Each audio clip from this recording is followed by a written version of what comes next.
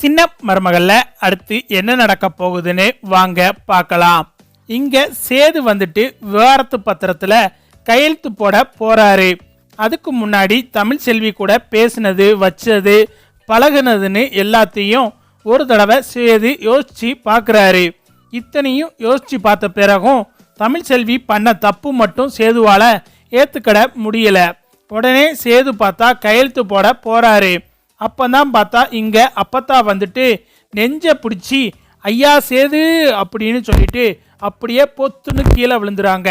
அப்பத்தா கீழே விழுகிறத பார்த்துட்டு சேது கையெழுத்து போடுறத விட்டுட்டு பேப்பர்ல பேனாவை அப்படியே வச்சுட்டு அப்பத்தாவை போய் பார்க்குறாரு. அப்பத்தா என்னாச்சு அப்படின்னு சொல்லிட்டு சேது ஓடி போய் பார்க்குறாரு. வீட்டில் இருக்கிற எல்லாரும் பார்த்தா ரொம்பவே பதட்டப்படுறாங்க. இங்க அப்பத்தா பார்த்தா அப்படியே மயங்கியும் விழுந்துறாங்க. முகத்துல தண்ணி எல்லாம் தெளிச்சு பார்க்குறாங்க.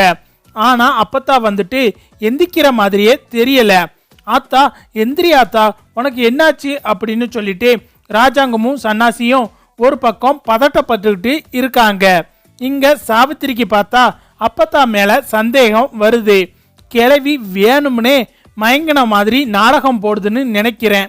சேது விவாகரத்து பத்திரத்துல கையெழுத்து போட்டக்கூடாதுன்னு இந்த கிளவி மயங்கின மாதிரி நாடகம் போடும்டி அப்படின்னு சொல்லிட்டு தாமரை கிட்ட சாவித்திரி சொல்லவும் இங்க தாமரை வந்துட்டு ஏமா அப்பத்தா உண்மையிலேயே மயங்கி விழுந்த மாதிரி தானே இருந்துச்சு அப்படின்னு சொல்லிட்டு தாமரை சொல்லவும் போடி போ, என் அம்மாவை பத்தி எனக்கு நல்லாவே தெரியும்டி. என் அம்மாவுக்கு எங்க மேல இருக்கிற பாசத்தை விட எங்கேயோ இருந்து வந்தாலே அந்த தமிழ்ச்செல்வி, அவ மேல தாண்டி பாசம் ரொம்ப அதிகம். அதனால அவ கூட எப்படியாவது சேர்ந்து வாழணும் அப்படின்னு தான் இந்த கிளவி நினைச்சுக்கிட்டு இருக்கு.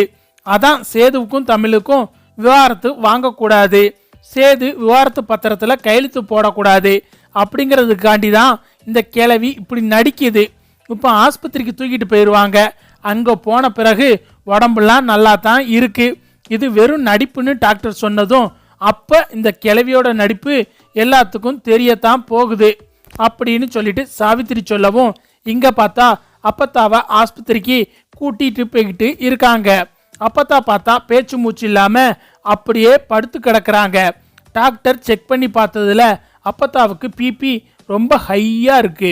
இது மினி ஹார்ட் அட்டாக் அப்படின்னு சொல்லிட்டு டாக்டர் சொல்லவும் இங்க வீட்டில் இருக்கிற எல்லாருக்கும் பார்த்தா ரொம்ப அதிர்ச்சி ஆயிருது.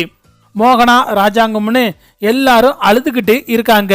அப்பதான் பார்த்தா இங்க தாமரை வந்துட்டு அம்மா நீ என்னமோ அப்பத்தா நாடகம் போட்டுட்டு இருக்குதுன்னு சொன்ன, இங்க டாக்டர் பார்த்தா அப்பத்தாவுக்கு உண்மையிலேயே அட்டாக் வந்துருச்சுன்னு சொல்றாங்க அப்படின்னு சொல்லிட்டு தாமரை சொல்லவும் ஆமாடி, நான் கிளவி நடிக்குதுன்னு தாண்டி நினச்சிக்கிட்டு இருந்தேன்.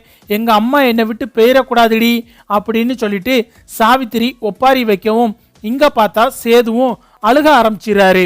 அப்பத்தா எந்திரி அப்பத்தா அப்படின்னு சொல்லிட்டு இங்கே சேது ஒரு பக்கம் அழுதுகிட்டு இருக்காரு. அப்போதான் டாக்டர் சொல்கிறாரு அவங்களுக்கு ரொம்ப வயசாயிருச்சு, இந்த வயசில் அவங்களுக்கு அட்டாக் வரக்கூடாது, ஆனால் அட்டாக் வந்துருச்சு. இன்னொரு தடவை இந்த மாதிரி அட்டாக் வந்தா அவங்கள காப்பாத்துறது ரொம்ப கஷ்டம் அப்படின்னு சொல்லிட்டு டாக்டர் சொல்லிடுறாரு. இங்க எல்லாருக்கும் ரொம்ப அதிர்ச்சியா இருக்கு. அவங்கள எவ்வளவு தூரம் சந்தோஷமா வச்சிருக்க முடியுமோ அந்த அளவுக்கு சந்தோஷமா வச்சுக்கோங்க, அதுதான் நல்லது அப்படின்னு சொல்லிட்டு டாக்டர் போயிடுறாரு. அங்க பார்த்தா அப்பத்தா பேச்சு மூச்சு இல்லாம ஐசியூ வார்டில் படுத்து கிடக்காங்க. அதுக்கப்புறம் கொஞ்ச நேரம் கழிச்சு பார்த்தா அப்பத்தா கண்ணு முழிச்சிட்டு சேது சேதுன்னு கூப்பிடவும் இங்க நர்ஸ் பார்த்தா வேகமா ஓடியாந்து இங்க யாரு சேது அப்படின்னு சொல்லிட்டு கேட்கவும் நான் தான் அப்படின்னு சொல்லிட்டு சேது உள்ள போறாரு.